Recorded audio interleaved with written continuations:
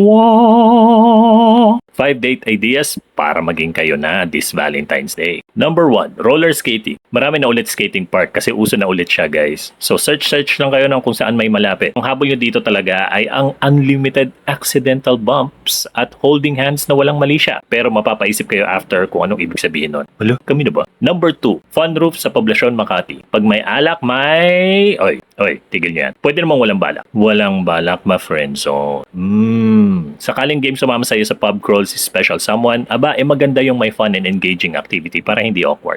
Number 3, Super Park sa Eastwood Mall. Alam mo masayang kabanding yung kadate mo kapag kahit hingal at hulas na, may chemistry pa rin kayo. 21 activities ang meron sila dito at lahat puro physical games. Yung mind games sa inyong dalawa na lang yun. 600 pesos per person ang entrance fee pero 1,100 pesos lang pag dalawa kayo. Number 4, Goodell Chocolate Factory Tour sa Parañaque. Don't settle for just giving chocolates. Ibigay mo yung buong chocolate factory parang si Willy Wonka. Bottomless ang chocolate drink, maya't maya may chocolate taste testing at pwede nyong gawa ng isa't isa ng customized chocolate bar. And number 5, kung trip nyo ng medyo relaxed na date activity, try nyo mag-pottery lesson sa Pampanga Pottery and Agritourism Park. Good for beginners ito dahil basic wheel machine skills lang ang ituturo tapos kayo na bahala mag-design ng pot ninyo. Walang pressure and very therapeutic ang ambience ng lugar. O ayan, kinumpal na namin from north to south pa yan ha. Baka naman mag-like and follow ka na sa amin yan. Tapos share mo na rin.